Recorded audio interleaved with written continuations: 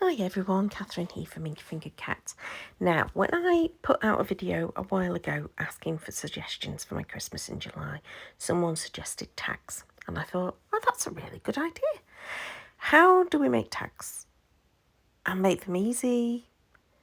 And, you usually need to produce quite a few because if you're buying presents for multiple people, you need gifts, etc.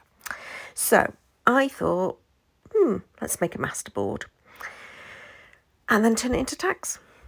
And then I totally lost track of time. So this took me about an hour and a quarter, an hour and 20 minutes in total. I did go and have my tea in the middle of it, so it wasn't done all in one go. But I made a masterboard. I then did lots of stamping and colouring, listened to my audiobook, and I had lots of fun. So it is a longer than normal video.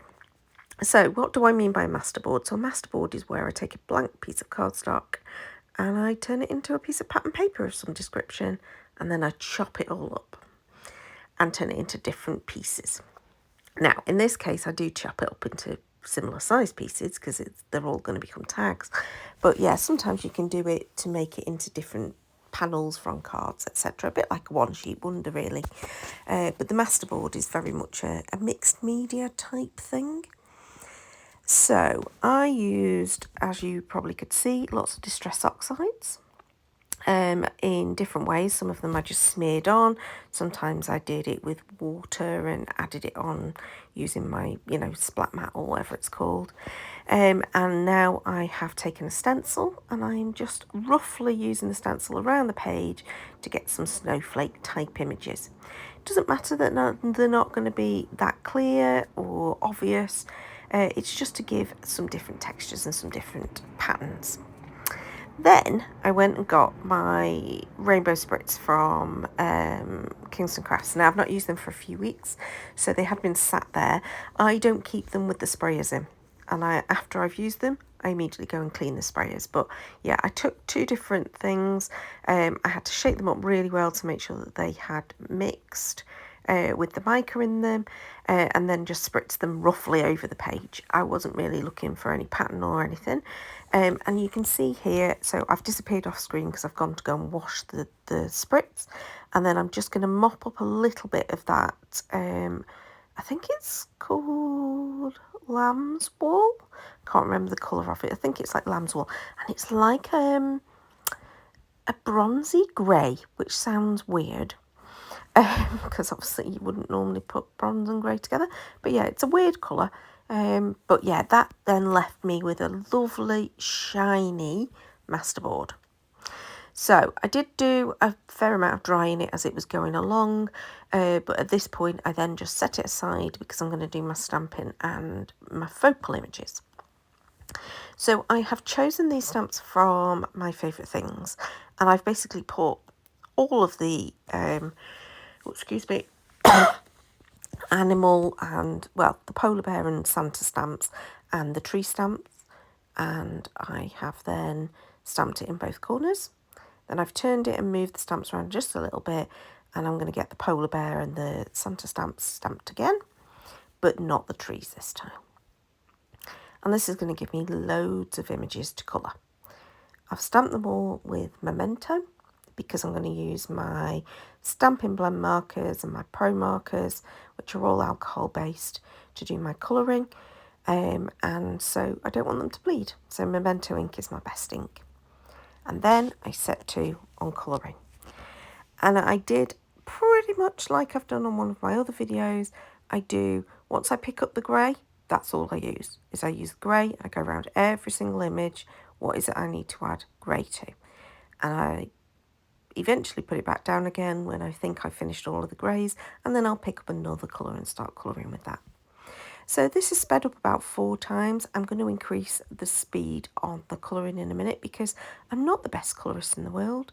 But, this also did take quite a while.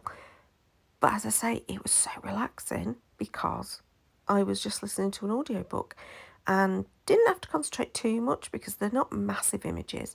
So I don't need to worry about shading too much or adding too many layers of colour. But I added in a few layers of colour in a couple of places, and this grey just provides a lovely little shadow. And also because there's a few white things like the polar bear, it just needs a little bit of depth of colour. So I kept my colour scheme fairly simple. Obviously reds for the Santa elements, and then when I move on to the next bit, it's the polar bear's scarf, for example.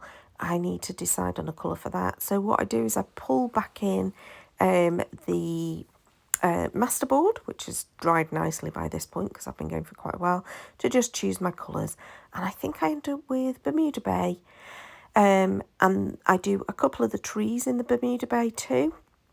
And then I do the others in the Just Jade. There are a few presents that Santa is holding on one of the images, so they're coloured in the greens. And then a little bit more of the dark grey, which is for Santa's present sack and also for his a couple of the presents. I then pulled in a very dark grey from Pro Marker and the same for the trees, and added those in as well. So now it's time for the dies. Now I have used some of these dies and these stamps before, the trees in particular, and the rest I needed to use my little cutters to cut the dies apart, and then I'd add them on to the stamped image. And I was using a little bit of washi tape just to keep them in place. My plates for my Spellbinders Platinum 6 are very warped, so I need to use washi tape in order to make sure that they don't shift around, especially when you're trying to cut sort of quite detailed images like these. So I do end up using quite a bit of washi tape in order to cut them, to put them in place, and then run them through the machine, and then that cuts them out. And I think I had a really good success rate. So you see I have done lots of images here. I'm just fiddling with those dies that are left just to make sure that they've not got any pointy tabs on them, even though I'm not using them today. But yeah, I have quite a lot of success. I think there's only one or two things that don't quite cut perfectly.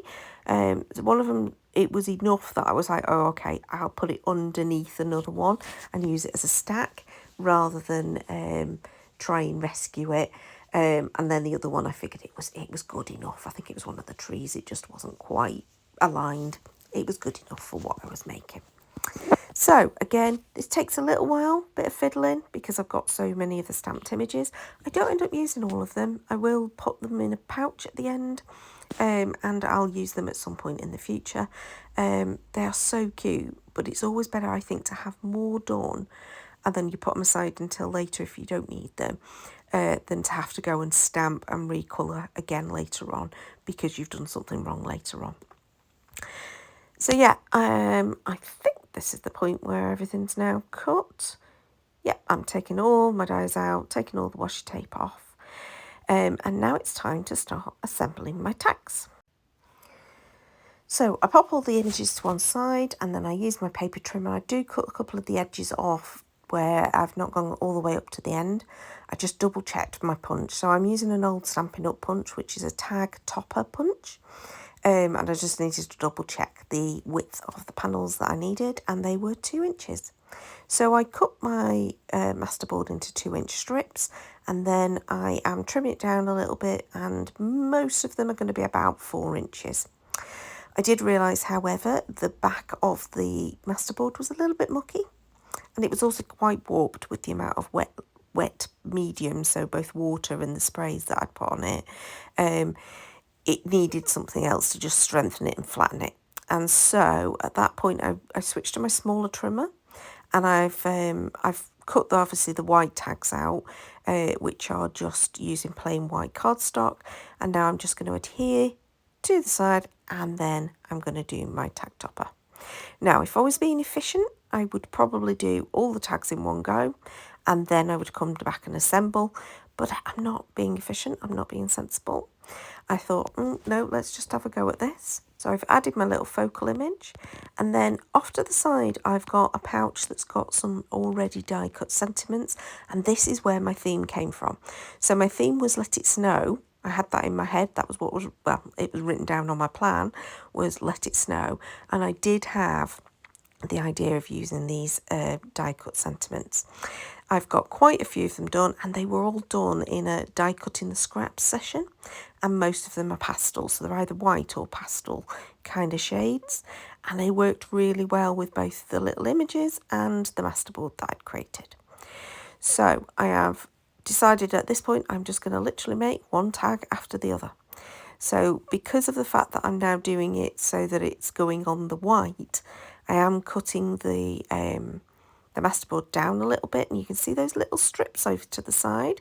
They're the ones that are offcuts that are absolutely going to be kept, because I have been addicted to doing little strips going across a panel and creating a stripe panel. So I've got that idea in my head, and so I'm going to keep all those tiny little offcuts that are like a quarter of an inch or whatever. I'm going to keep all of those. They're going to go in a pouch and they'll get used at some point in the future. I don't want to miss using this beautiful masterboard. It's got such a lovely shimmer to it with the shimmer spritz. So yeah, I'm just literally going to work through my tags, and the good news for you is I am not going to make you watch all of them. Now, a couple of the tags do not punch very well. I wasn't concentrating on my punching, and they don't work brilliantly well, and so I do have to sort of like cut the tops of them off a little bit so that they are not as curved, but I think that's fine. I am just going to do 5 tags for you now, and then off camera I will do the rest of them, and I will come and join you again in a second. But yeah, I realised this was going to be a very long video at this point. I'd realised how much time it was, and plus at this point I went and got my tea. So I did disappear off camera, and I didn't put the camera back on again until I had done all of the tags and done a little bit of a tidy up. So yeah, so you've got the 4 tags that have got the characters on them, and then the tag that's got the trees on it. So they're all slightly different, and obviously when you're doing these sorts of things, you can absolutely use all sorts of different things to do as little toppers. I try not to get them so that they're too bulky, because they are going on a present at the end of the day, and I don't tend to put things like gems or whatever on these sorts of things. If I'm going to put any sparkle on, I'm going to do what I do end up doing, which is, oh, there we go. There was my messy ending to that video. But I'm going to add some glitter glue. So I've now made all 10 tags. They're all going to be slightly different, but clearly very themed, because it's the same masterboard behind. I did the same colouring on all the images, but they've got different coloured sentiments, and they've been positioned slightly differently for a few of them. And now I'm just adding in this clear glitter glue, which is one of my Kingston Crafts ones, and I'm adding it to the scarf on the polar bear, and I'm adding it to all the white bits on Santa, so his beard, his fluff on his outfit, and I think it just really finishes it off nicely. The trees, I do something slightly different, and I'm aware that my camera is at a really weird angle here, so apologies you're not actually seeing me apply it at the bottom. For some reason I got my angle completely wrong when I came back to my desk after my tea, and didn't put it in the right place. But for the trees ones, I actually use the teal glitter glue, and on the first one I just did dots of glitter all around the tag, almost like a snow effect, and on the other one I did 3 of the trees I covered in the teal glitter glue, and 2 of the trees I covered with the clear glitter glue.